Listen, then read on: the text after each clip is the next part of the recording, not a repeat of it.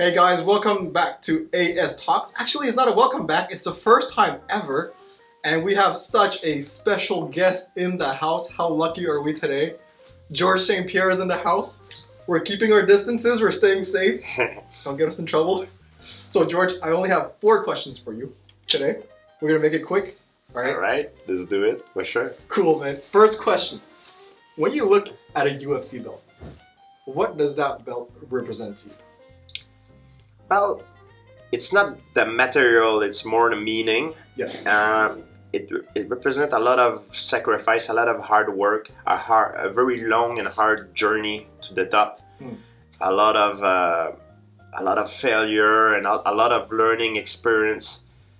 And because failure is the greatest teacher, and it's something that I have that makes me very proud. How long did it take you from when you first started your martial arts until you finally conquered that first belt of yours? Oh, I started training. I was like 8-9 years old. Then my first UFC belt, I was probably, I'm not sure about that. You have to check the stats, but I think I was 23 years old. Wow. Or 24, 22 or 24. So it was a long journey. But everything started with a dream, and I always believed I was made to do this. You have to, right? Yes. Makes sense. And when you think back at the time where you were the champion, what was your best memory and your worst memory?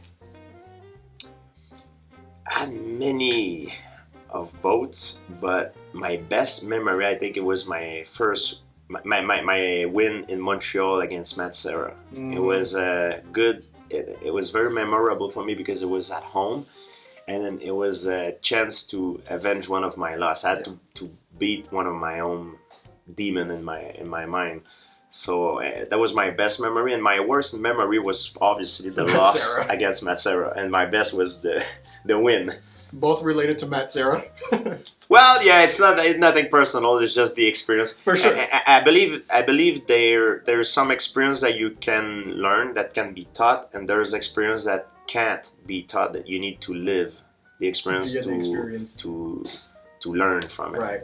And that's what happened with my boat loss that I had. And you avenged that one beautifully. Oh, thanks. Yeah, it was. You know, when you lost, it's not there's nothing wrong by failure, by failing. When you lose in life, I believe you need to identify the reason why you lost.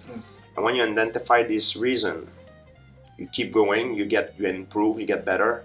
So you make sure you never make the same mistake again. So you can lose again. Yeah. Nobody's invincible. You might lose again, but not for the same reason. Right. Yeah, and that's what happened with my boat loss in my career. I avenged my loss, and it's a proof that I have improved since then. So some people lose, they can crumble and broken mentally, and but for me, I use that as a way to improve. Right.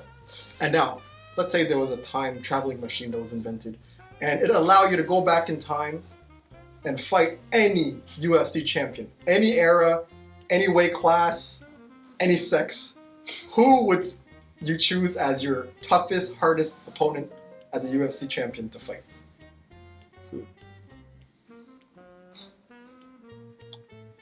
You know, it's something that I don't know if I would be the toughest and I'm by no meaning I'm saying I'm the toughest of all, like you don't fight yourself. but I would like to fight myself, because I would like to know if in what time I was the best, because I can't say it. Yeah. I have the impression that I'm the best that I at this time right now, at 38 years old, but I wonder if I was better at 25 or 30 or 35, or you know, that would be because at a point you're physically in your prime, but mentally, you know, you have more knowledge. So it's like, it seems to me that as a martial artist, like physically you'll diminish over time, but mentally you always increase. So I wonder when is the perfect time when both things meet in the middle, and you're in your prime. So it's hard to say. Crazy fight to watch. A mirror fight. Let's say George St. Pierre now versus the GSP, younger, stronger, from 25 years old, versus you right now. That would be That's what I would like to do. Not because I believe I'm the strongest human being that ever lived. It's not true. I'm not. But I would like to see that just to make a personal experiment. Only GSP could give a question an answer like that to a question like that. I did not expect that at all. And last question, George. Let's say you're throwing a Christmas party this year. COVID goes away. You're throwing a Christmas party. From 1 to 10, what is the likelihood that you would invite Nick Diaz to your Christmas party?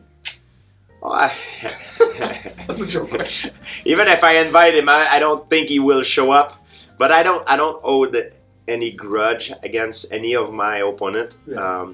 And I'm sure if I meet Nick randomly somewhere, I'll be able, hey Nick, how are you? I'll shake his hand.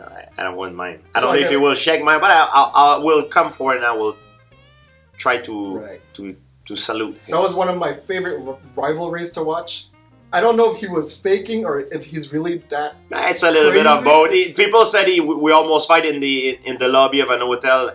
The truth is, they came to separate us, but the truth is, we met before. And if you would really wanted to fight me, we would have fight before. And the other time I met him before randomly, he didn't do anything. You know, like he look and I look and that's it. Because I hear he's a real gentleman. And that time, because it was a lot of people, maybe he wanted to make a noise or look tough or whatever for X reason he did it. I don't know.